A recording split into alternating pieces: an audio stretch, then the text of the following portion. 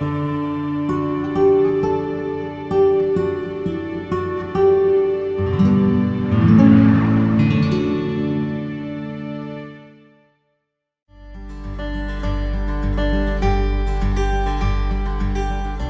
a todos, queridos amigos e amigas.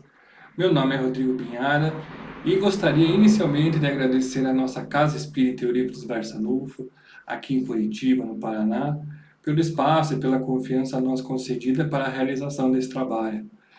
Gostaria também de agradecer aos amigos que gostaram da proposta e estão nos apoiando aí nessa ideia. Então, meu muito obrigado, a todos e desde já rogamos a Deus para que possamos fazer o melhor dentro das nossas possibilidades. Bem, sobre a forma desse estudo e frequência, queremos avisar que inicialmente o faremos de forma gravada e será disponibilizado, pelo menos a princípio, quinzenalmente. Todos os domingos pela manhã, mas isso pode mudar, porque a vida também faz a gente mudar, não é assim? E para quem ainda não viu o episódio 00, o episódio anterior da nossa série, lá nós explicamos o que nós vamos fazer e o que nós não vamos fazer nessa série de estudos. Lá também abrimos espaço para vocês sugerirem palavras que no futuro aí também podemos incluir como palavras de pesquisa, tá? Bom, como vocês já perceberam, a nossa primeira palavra escolhida foi Nicodemos, um personagem importante e muito curioso do Novo Testamento. Sempre no primeiro vídeo de cada nova palavra escolhida, vamos trazer um panorama geral. E no caso de hoje, vamos saber sobre o significado da palavra Nicodemos, do contexto histórico e suas ligações, bem como do próprio personagem. Então, essa é uma introdução do estudo, vamos dizer assim. Então vamos lá. Começando pela etimologia. A palavra Nicodemos era um nome usado pelos judeus do primeiro século, em sua forma hebraica, que é Nakdimon. Em grego, seu significado deriva de duas palavras. A primeira significa vitória e a segunda povo. Então, a combinação desses termos pode produzir significados como o que vence com o povo, vitória sobre o povo, ou ainda vencedor do povo. Mas ela tem um sentido geral de vitorioso. E segundo Carlos Torres Pastorino, esse nome vai exprimir alguém que já venceu a inércia. A inércia da massa popular, vamos dizer assim, pelos seus conhecimentos das escrituras, e se destacou do que ele cita, o vulgo profano superando sua natureza inferior. Ou seja, aquele ignorante das leis que deu um passo rumo à espiritualidade, que foi conhecer a escritura, estar estudando muito a lei Torá. E de fato, podemos dizer isso porque o povo judeu esperava o Messias guerreiro. E diferente disso, Nicodemos soube identificar em Jesus o Messias aguardado. Então, nesse quesito, Nicodemos pode ser considerado, de fato, um vencedor do povo. Bom, imaginemos então um judeu, um hebreu, vivendo a época do Mestre Jesus, naquela Palestina dominada por Roma.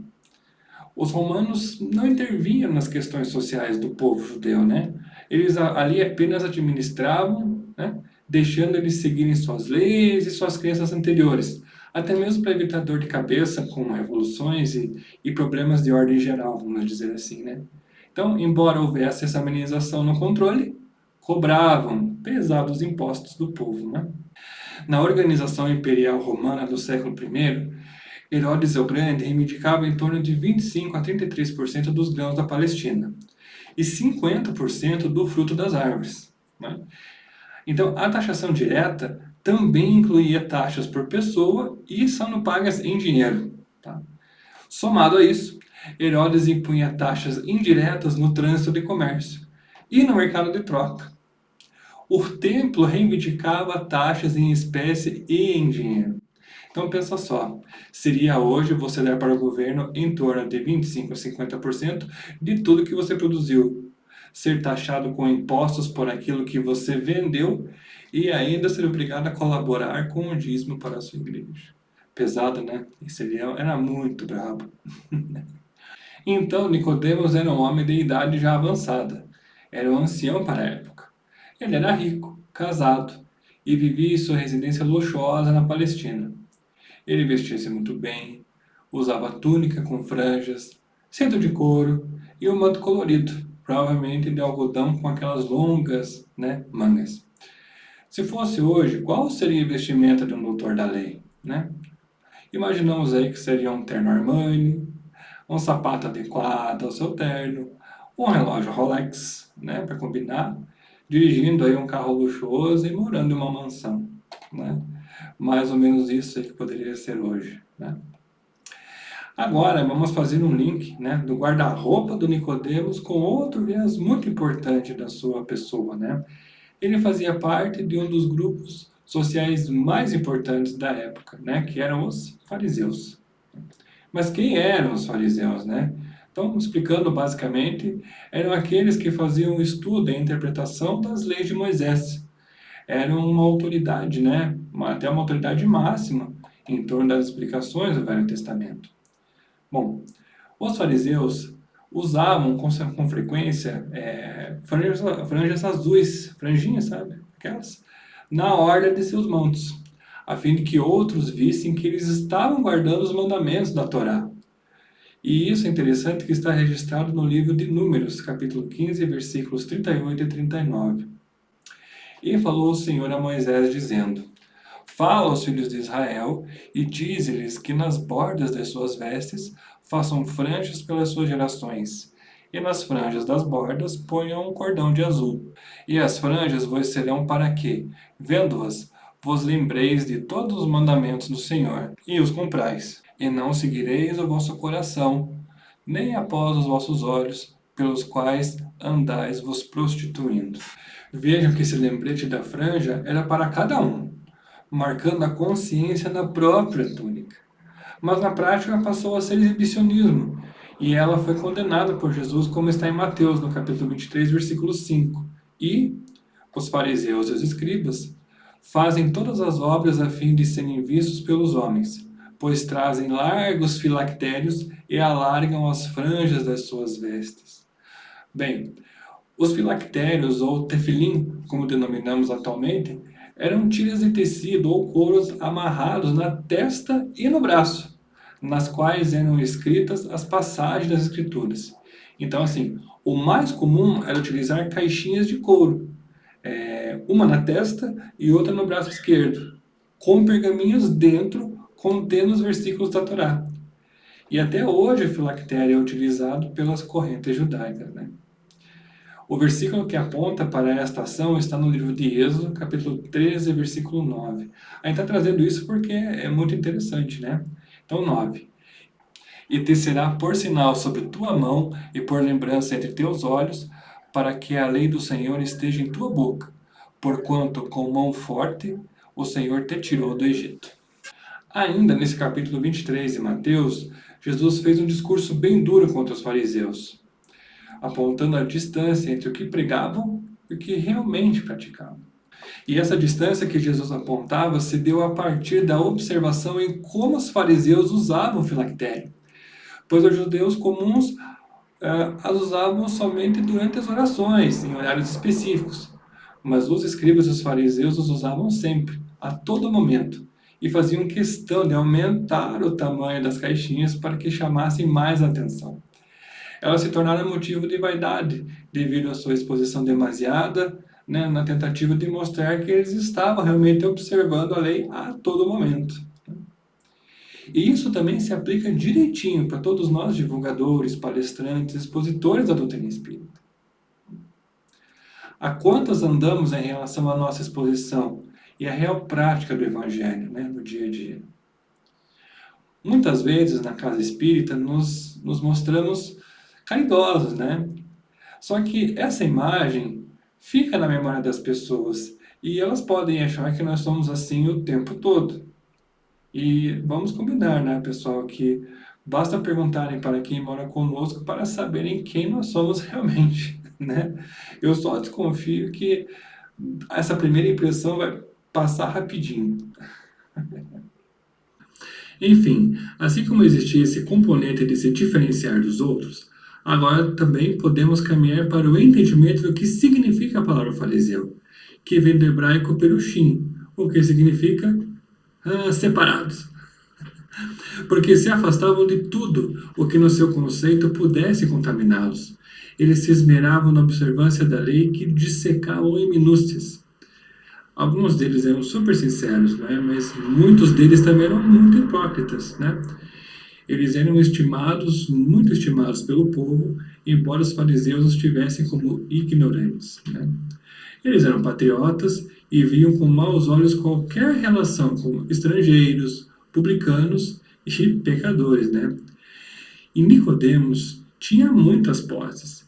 Ele era de família influente, muito embora a classe dos fariseus também fosse composta de gente, né, pobre e trabalhadora, do tipo artesãos, pedreiros, carpinteiros, etc. Né? Eles defendiam e pregavam a estrita observação da lei pelos outros, limitando-se, porém, aos rituais e às aparências que mais impressionavam o povo. Tinham grande influência política e eram inimigos declarados de Jesus, em vista da diferença nas interpretações da lei mosaica.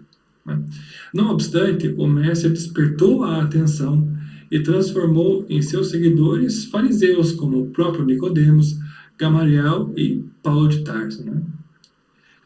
Apesar de serem duramente combatidos por Jesus, a obra farisaica ganhou corpo ao longo dos séculos, originando principalmente os comentários rabínicos e toda uma literatura judaica discutida desde a antiguidade até recentemente, né? Trazendo um verdadeiro tratado sobre a Torá. Né? Não obstante, as longas discussões sobre questões pequenas da lei e apego a rituais externos, vários rabinos contribuíram de forma grandiosa, né? Trazendo aí também outros ensinamentos valiosos. Né? Nicodemos, né, já denominado por nós doutor da lei, ele estudou nas melhores escolas rabínicas a seu tempo, denominadas yeshivá. Eram escolas onde os rabinos ensinavam toda a Torá aos estudantes. Nessas escolas, se estudava até os 20 anos, e o jovem saía de lá rabino. É como se hoje Nicodemos fosse um estudante das melhores e mais caras escolas aí da região. E, posteriormente, seria graduado e pós-graduado nas principais universidades estrangeiras, do tipo Harvard, Stanford, Oxford, etc. Né? Dessa forma, Nicodemos se tornou um mestre em Israel. Né? E para chegar até onde chegou, ele galgou todos os degraus para alcançar seu status maior. Mas não só como fariseu, porque também usava toga. E ele era um membro do Sinédrio. Então, o Sinédrio era o supremo tribunal do povo hebreu. E Nicodemos era um dos seus juízes decisórios desse tribunal que existiu até o ano 70, por ocasião da destruição de Jerusalém. Ele era composto de 71 membros, da maioria sacerdotes, saduceus, nobres fariseus, né? Escribas e anciãos, que seriam cabeças de tribo ou de família. Inclui também o sumo sacerdote que o presidia, né? E ali eles julgavam casos criminosos, administrativos, econômicos e de saúde, inclusive, né? Então, no Sinédrio foi julgado Jesus, né? Assim como Estevão. E também, um pouquinho mais tarde, Saulo faria parte do Sinédrio também como fariseu. Então, eles se reuniam regularmente às segundas e quintas-feiras para tomarem qualquer deliberação no chamado Salão das Pedras Polidas, que era aí uma sala existente nas dependências do Templo de Jerusalém, né? Interessante que para participar do Sinédrio havia alguns requisitos, qualificações que deveriam ser observadas para qualquer membro, tá? Então, para que o Sinédrio tivesse o máximo respeito, os seus membros deveriam ter boa aparência e estar isentos de defeitos físicos. Eu já não poderia entrar. Portanto, uma pessoa cega, mesmo de um olho, não poderia ser membro do Sinédrio. Que mais? Da mesma forma, os membros do Sinédrio deveriam inspirar respeito, né? Como indivíduos maduros. Portanto, era preferível que cada membro tivesse pelo menos 40 anos, a menos que fosse incomparável em sabedoria e universalmente respeitado, né? Era preferível que o chefe do Sinédrio tivesse pelo menos aí 50 anos de idade e sob nenhuma condição uma pessoa menor de 18 poderia ser indicada para o Sinédrio. Cada membro no Sinédrio deveria ser de família imaculada e judia, como foi o primeiro Sinédrio sob a direção de Moisés. Portanto, um bastardo, mamzer, né, ou seja, filho de uma união adúltera ou incestuosa, era inelegível para ser membro e tornaria o Sinédrio inválido. Cada membro do Sinédrio tinha que ser distinguido no conhecimento da Torá, sabedoria, humildade, temor a Deus, indiferença ao ganho monetário, amor à verdade, amor ao próximo e boa reputação. Olha aí, pessoal, que coisa simples. Visto que o Sinédrio tinha que ser competente para julgar todos os casos anteriores, todos os seus membros deveriam ser especialistas aí em todas as áreas da Torá.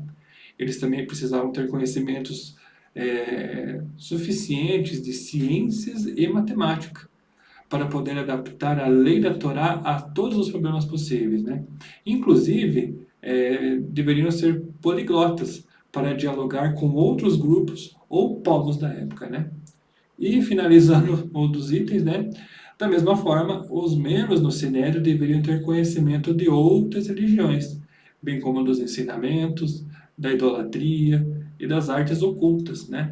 Para poderem julgar casos envolvendo essas questões.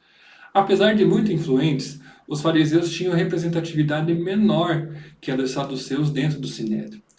Entretanto, Nicodemos era um sábio, um intelectual de alto nível da sua época, e que gozava de um alto poder social e político, né? Detinha consigo a sabedoria do mundo. As pessoas beijavam a sua mão, né? Sentava-se por primeiro nos banquetes oferecidos. Tinha os primeiros lugares nas sinagogas.